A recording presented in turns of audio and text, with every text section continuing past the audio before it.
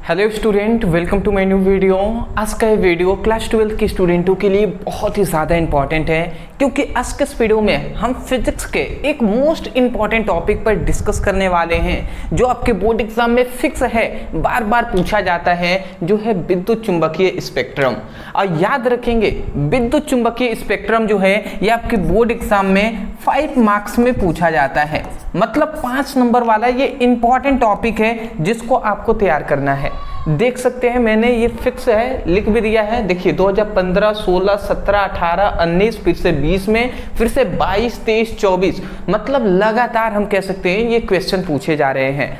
तो इस टॉपिक पर पूरी तरीके से डिटेल में एक्सप्लेन करने वाले हैं। ये लॉन्ग टाइप क्वेश्चन है, बट हम इसको सॉल्व करेंगे। देखिए मैं एक बात और मैं यहाँ पे ऐड करना चाहूँगा कि मेरा यही लक्ष्य है कि कोई भी स्टूडेंट रटे नहीं, बल्कि समझ कर याद करे। तो ध्यान से अगर आप समझते हैं तो एक एक पॉइंट्स आपको समझ में आएगा, और कहाँ तक आपको लिखना है ये आपको मैं बताऊंगा।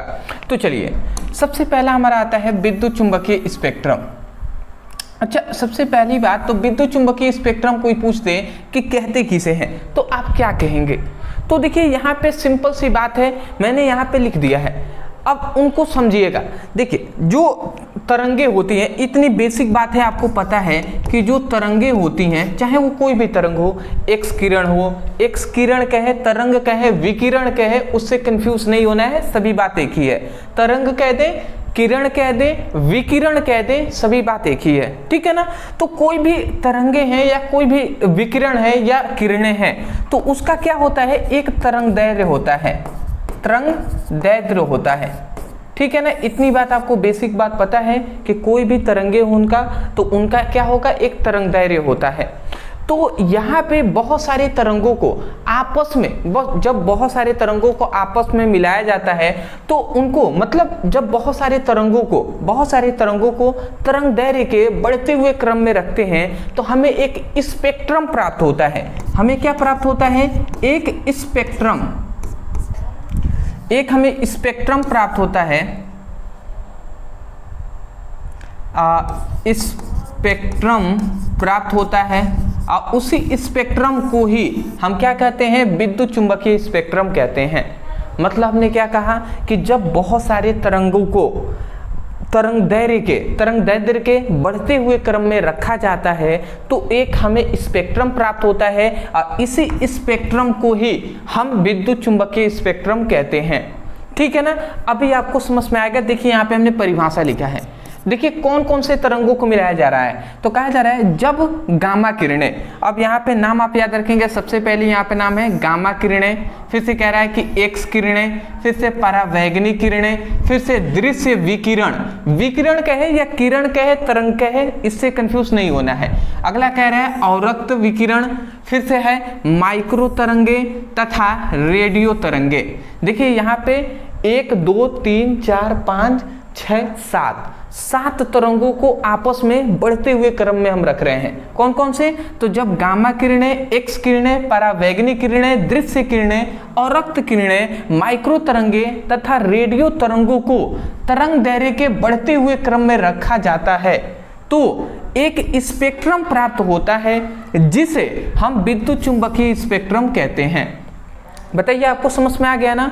हमने क्या कहा कि जब बहुत सारे तरंग को तरंग दैर्ध्य के बढ़ते हुए क्रम में हम रखें, तो हमें एक स्पेक्ट्रम प्राप्त होता है, जिसे हम विद्युत चुंबकीय स्पेक्ट्रम कहते हैं।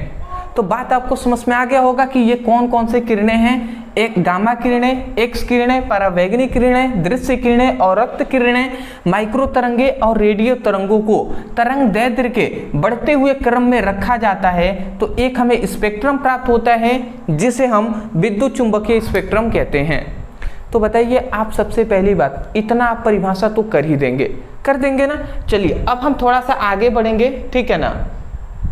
चलिए अब मैं आपको थोड़ा सा आगे ले चलता हूं। इतनी बात समझ गए हैं तो आप इसका स्क्रीनशॉट चाहें तो आप ले लीजिए, आगे बढ़ेंगे जी।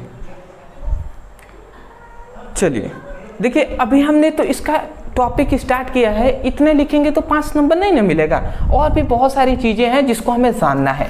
तो आप इसके साथ साथ आपको सब कुछ ये एक्सप्लेन करना होगा, ठीक है ना, क्योंकि ये क्वेश्चन भी थोड़ा अति लघु मतलब लघु उत्तरी टाइप का भी पूछा जाता है। आप जब विद्युत चुंबकीय जो तरंगे हैं इसका इंपॉर्टेंट क्वेश्चन देखेंगे तो विद्युत चुंबकीय स्पेक्ट्रम पर पूछा जाता है। तो देखिए इसके जो तरंगदैर्घ्य है, देखिए यहाँ पे विद्युत चुंबकीय स्पेक्ट्रम के प्रकार, तो विद्युत चुंबकीय स्पेक्ट्रम के कितने प्रकार होते हैं? 2 प्रकार होते हैं। कौन कौन से? तो देखिए यहाँ पे है दृश्य स्पेक्ट्रम और दूसरा है अदृश्य स्पेक्ट्रम। अब दृश्य और अदृश्य स्पेक्ट्रम क्या होता है समझ जाइए। देखिए दृश्य स्पेक्ट्रम का मतलब ऐसे स्पेक्ट्रम जिसे हम अपनी नग्न आंखों से देख सकते हैं, तो ऐसे तरंगों को हम दृश्य स्पेक्ट्रम कहेंगे। और अदृश्य स्पेक्ट्रम का मतलब ऐसे तरंगे जिसको हम अपनी नग्न आंखों से नहीं देख सकते, ठीक है ना। तो उन तरंगों को हम क्या कहेंगे? अदृश्य, मतलब अदृश्य स्पेक्ट्रम कहेंगे, ठीक है ना। वही बात हमने यहाँ पे लिखा है। देखिए हमने क्या लिखा है कि ऐसा स्पेक्ट्रम जिससे हम अपने आंखों, मतलब जिसे हम अपने नग्न आंखों से नहीं, मतलब नग्न आंखों से देख सकें, उसे हम दृश्य स्पेक्ट्रम कहते हैं। दृश्य मतलब दिखने वाला, तो ऐसा स्पेक्ट्रम जिसे हम अपने नग्न आंखों से देख सकते हैं उसे हम दृश्य स्पेक्ट्रम कहेंगे। और अदृश्य स्पेक्ट्रम क्या होता है कि ऐसा स्पेक्ट्रम जिसे हम अपने नग्न आंखों से नहीं देख सकते, तो उसे हम क्या कहते हैं? उसे हम अदृश्य स्पेक्ट्रम कहते हैं। इतनी बात समझ में आ गया। अब चलिए एक मैं आपसे क्वेश्चन करता हूं, ठीक है ना। इतना अगर आप समझ गए हैं तो एक क्वेश्चन है मेरा कि जो दृश्य स्पेक्ट्रम है इसका तरंगदैर्घ्य का रेंज कितना होता है, मतलब क्या है, तरंगदैर्घ्य परिसर कितना होता है, ये आपको बताना है। ये आपको कमेंट में बताना है क्या कि दृश्य स्पेक्ट्रम का तरंगदैर्घ्य परिसर कितना होता है, ठीक है ना। कितने से कितने के बीच में होता है? 2000 एंगस्ट्रॉम से 3000 एंगस्ट्रॉम के, या 2000 एंगस्ट्रॉम से 7000 एंगस्ट्रॉम के बीच में होता है। यह आपको बताना है कि दृश्य स्पेक्ट्रम का तरंगदैर्घ्य परिसर कितना होता है, ठीक है ना। इतना तो कर्तव्य आपका है ही कि जो मैं कभी क्वेश्चन आपसे पूछ दूं तो ऑफलाइन में जिस तरीके से स्टूडेंट जवाब देते हैं उसी प्रकार आप उसका उत्तर दें कमेंट सेक्शन में। इतना तो कर्तव्य आपका बनता ही है, तो ये आप इतना काम कर लेंगे, ठीक। अब आता है अदृश्य स्पेक्ट्रम। तो अदृश्य स्पेक्ट्रम का मतलब ऐसा स्पेक्ट्रम जिसे हम अपने नग्न आंखों से नहीं देख सकते हैं, तो उसे हम अदृश्य स्पेक्ट्रम कहते हैं। इतना लिखने के बाद याद रखेंगे अदृश्य स्पेक्ट्रम जो होता है वो भी 2 प्रकार के होते हैं। वो कौन कौन से? तो एक होता है अवरक्त स्पेक्ट्रम, एक होता है परावैगनीय स्पेक्ट्रम। देखिए एक क्या होता है अवरक्त स्पेक्ट्रम, एक होता है परावैगनीय स्पेक्ट्रम, जिसे हम नग्न आंखों से नहीं देख सकते हैं। वो कौन सा स्पेक्ट्रम हो गया? एक अवरक्त और एक है परावैगनीय स्पेक्ट्रम। तो इतनी बात आप समझ गए ना। अब देखिए ऐसा तो नहीं है कि हम केवल इन्हीं दोनों स्पेक्ट्रम को नहीं देख सकते अपने नग्न आंखों से, ऐसा तो है नहीं। बहुत सारे ऐसे भी तरंगे हैं जिसको हम नग्न आंखों से नहीं देख सकते, तो उसको भी इसी टॉपिक के अंदर एक्सप्लेन करना होता है। तो इसको स्क्रीनशॉट आप ले लीजिए, उसके बाद हम आगे आपको बताएंगे जी, ठीक है। ले लीजिए, ठीक है। देखिए अब देखिए बहुत सारे ऐसे तरंगे हैं जिसको हम अपने नग्न आंखों से नहीं देख सकते, उसको भी हम डिस्कस करेंगे, याद रखेंगे। अब देखिए हम पूरे तरीके से लिख दिए हैं, एक एक करके डिस्कस कर लेते हैं। देखिए 1-2 बातें मैं बता दूं कि जब भी आपसे, मैं अभी तक जितने भी प्रश्न आपके बोर्ड एग्जाम में पूछा गया है उसको मैं दिखाता, अभी मैंने एक कॉपी में नोट किया था, दूर पे है तो नहीं दिखा सकता अभी फिलहाल, बट मैं आपको बता दूं कि जो विद्युत चुंबकीय स्पेक्ट्रम है ना, ये जब भी पूछता है आपसे लॉन्ग टाइप में, ये पूरा तरीके से एक्सप्लेन करके पूछता है। तो आपको जब भी विद्युत चुंबकीय स्पेक्ट्रम पे प्रश्न आए तो आपको यहाँ से लेकर यहाँ तक लिखने के बाद फिर से आपको विद्युत चुंबकीय स्पेक्ट्रम के प्रकार डालकर फिर से ये टोटल लिखना है। फिर से अदृश्य स्पेक्ट्रम के भी 2 प्रकार होते हैं, इस तरीके से आप दर्शाकर फिर से आपको यहाँ से ये टोटल लिखना है। ये अगर नहीं लिखते हैं, मैं 100% ये गारंटी देता हूँ कि आपको सिर्फ और सिर्फ कितने नंबर मिलेंगे? सिर्फ और सिर्फ 2 अंक ही मिलेंगे, 2 मार्क्स ही मिलेंगे। और यदि आप इसको लिख देते हैं तब जाकर मैं आपसे 100% कह सकता हूं कि 5 मार्क्स आपको मिलेंगे जी। तो बात समझ रहे हैं, ये ज़्यादा इंपॉर्टेंट है। और इसी से छोटे छोटे आपसे क्वेश्चन भी पूछे जाते हैं। तो देखिए कैसे क्वेश्चन, सबसे पहले आता है गामा किरणें। अच्छा, कोई कहते हैं गामा किरणें किसे कहते हैं, तो आपका उत्तर क्या रहेगा? तो मैं आपको बता रहा हूँ, जो गामा किरणें होती हैं उनका तरंगदैर्घ्य का जो रेंज होता है या तरंगदैर्घ्य जो परिसर होता है वो 1 × 10⁻⁻14 से लेकर 1 × 10⁻10 मीटर तक होता है। मतलब इनका रेंज, कोई भी तरंगदैर्घ्य है उसका एक रेंज होता है, उसकी एक सीमा होती है, परिसर होता है कि इतने के अंतर्गत जो तरंगे रहेंगी उसको हम गामा किरणें या गामा तरंगदैर्घ्य कहेंगे। तो इसी प्रकार सभी का अलग अलग रेंज है, तो ये आपको बताना है। तो आपको सबसे पहली बात क्या पता चला कि गामा जो किरण है उसका तरंगदैर्घ्य जो परिसर है वो 1 × 10⁻14 से लेकर 1 × 10⁻10 मीटर के बीच में होता है। तो यदि आपसे कोई पूछ दे गामा किरणें किसे कहते हैं, तो आप उत्तर देंगे, आपका उसका परिभाषा क्या होगा कि ऐसी किरणें जिसका तरंगदैर्घ्य परिसर 1 × 10⁻14 से लेकर 1 × 10⁻10 मीटर के बीच में होता है, तो उसे हम गामा किरणें कहते हैं। बात आपको समझ में आ गया ना? आप क्या लिखेंगे कि ऐसी किरणें जिसका तरंगदैर्घ्य परिसर 1 × 10⁻14 से 1 × 10⁻10 मीटर के बीच में होता है, के बीच में होता है, उसे हम क्या कहते हैं? उसे हम गामा किरणें कहते हैं। ठीक है ना? आगे आते हैं। अब दूसरा हमारा फिर से आता है एक्स किरणें। अब एक्स किरणें किसे कहते हैं? तो एक्स किरण का तरंगदैर्घ्य परिसर क्या होता है? 1 × 10⁻13 से लेकर 3 × 10⁻8 मीटर के बीच में होता है।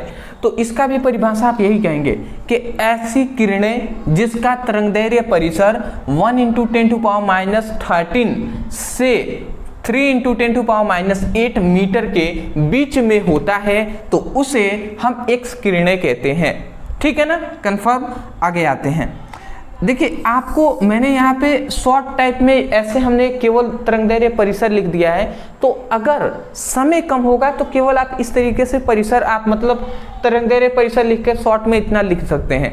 यदि आपके पास समय होगा तो एक एक बाकायदा आपको हेडिंग डालना है। देखिए, गामा किरणें, उसके बाद नीचे आप परिभाषा देंगे कि ऐसी किरणें जिसका तरंगदैर्घ्य परिसर इतने से इतने के बीच में होता है, तो उसे गामा किरणें कहते हैं।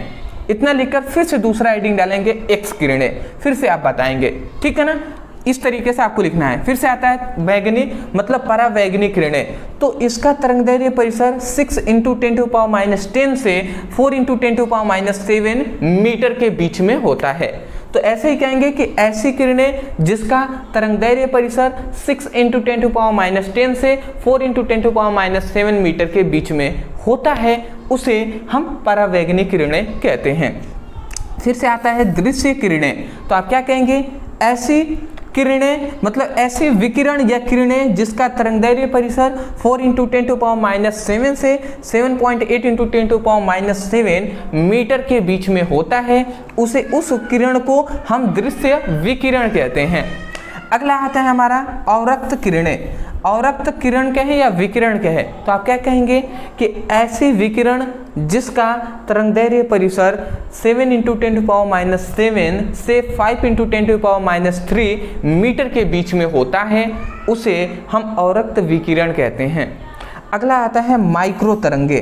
तो आप क्या कहेंगे कि ऐसी तरंगे जिसका तरंगदैर्घ्य परिसर 1 × 10⁻3 से 3 × 10⁻1 मीटर के बीच में होता है, उसे हम माइक्रो तरंगे कहते हैं। अंत में आप फिर से लिखेंगे रेडियो तरंगे। तो आप इसका क्या कहेंगे? ऐसी तरंगे जिसका तरंगदैर्घ्य परिसर 1 × 10⁻1 से 10⁻4 मीटर तक होता है। याद रख, कितना? 1 × 10⁻1 से 10⁻4 मीटर के बीच में होता है, तो उस तरंगों को रेडियो तरंगे कहते हैं। तो मैं आशा करता हूं कि आपको समझ में ये आ गया होगा इतनी बातें। देखिए, मैंने शॉर्ट में यहाँ पे प्रोवाइड कर दिया है, सभी को आपको रेंज जो है याद कर लेना है। और मैं ये कह रहा हूँ कि ये इतना अगर आप तैयार कर लेते हैं ना तो ज़रूर, मैं देखा हूँ कि बहुत तरीके से मतलब एक एक नंबर में, दो दो नंबर में क्वेश्चन पूछ लिए जाते हैं कि एक्स किरण क्या है, इसके उपयोग लिखिए। इस तरीके से दो दो नंबर में क्वेश्चन पूछे जाते हैं। तो एक्स किरण का परिभाषा तो यहाँ से आप बोल देंगे। इसका उपयोग क्या है, एक्सरे में उपयोग किया जाता है ना, मतलब अंदर की हड्डियों को पता लगाने में किया जाता है या अंदर की चीज़ों को देखने में भी किया जाता है। इस तरीके से उपयोग बहुत सारे आप देख सकते हैं। कहेंगे तो मैं सभी के लिए प्रोवाइड भी कर दूंगा, बट उतना इंपॉर्टेंट तो नहीं है, बट पूछे जाते हैं तो कम से कम उपयोग ना सही परिभाषा तो आप लिख ही सकते हैं ना। तो मैं आशा करता हूं दोस्त आपको आसानी तरीके से ये जो टॉपिक है समझ में आ गए होंगे। तो अभी तक हमने यहाँ तक क्या जाना, स्क्रीनशॉट लेना चाहें तो पहले आप ले लीजिए। चलिए जी, तो देखिए अभी तक हमने एक मोस्ट इम्पॉर्टेंट टॉपिक पर मैं दिल से कहता हूं कि आपने पढ़ लिया है, और ये मोस्ट इम्पॉर्टेंट टॉपिक है जो है विद्युत चुंबकीय स्पेक्ट्रम। मैं 100% कह रहा हूं कि इसी तरीके से आप मन लगाकर स्टडी करते रहिए। जो भी हम फिजिक्स और केमिस्ट्री का इंपॉर्टेंट जो भी टॉपिक पढ़ाते हैं वो बोर्ड एग्जाम के लिए वेरी इंपॉर्टेंट है, तभी हम लेकर आते हैं, तो उसको आप तैयार कीजिए। साथ ही साथ इंग्लिश की, हिंदी की आपकी तैयारी चल ही रही है, तो हम इस तरीके से आपकी स्टडी करा रहे हैं। बिल्कुल इसी तरीके से आप विश्वास बनाए रखें। आपकी हिंदी इंग्लिश के साथ साथ फिजिक्स और केमिस्ट्री की भी तैयारी बहुत ही बेहतरीन तरीके से यहाँ पे कराई जा रही है और आगे भी आपको कराई जाएंगी। तो निश्चिंत होकर आप ऐसे ही पढ़ाई करते रहें। दूसरी बात मैं ये कहूँगा, चैनल पे नए होंगे तो चैनल को अभी तक सब्सक्राइब नहीं किया तो सब्सक्राइब कर लीजिएगा, क्योंकि आगे भी ऐसे ही कंटेंट आपके लिए प्रोवाइड करते रहेंगे। डिस्क्रिप्शन बॉक्स में फिजिक्स की, केमिस्ट्री का, हिंदी का, इंग्लिश का सभी का लिंक है, आप वहाँ से स्टडी कर सकते हैं अपने सभी इंपॉर्टेंट टॉपिक का। व्हाट्सएप ग्रुप और टेलीग्राम ग्रुप में ज्वाइन हो जाएंगे, वहाँ पे इंपॉर्टेंट सूचनाएं, इंपॉर्टेंट वीडियो और इंपॉर्टेंट जो PDF नोट्स होंगे वो फ्री में ही वहाँ पे प्रोवाइड कर दिए जाएंगे, ठीक है ना। तो वहाँ से आप ले लीजिएगा। तो मिलते हैं एक नए टॉपिक के साथ एक नए वीडियो में। Thank you so much for watching this video. Thank you.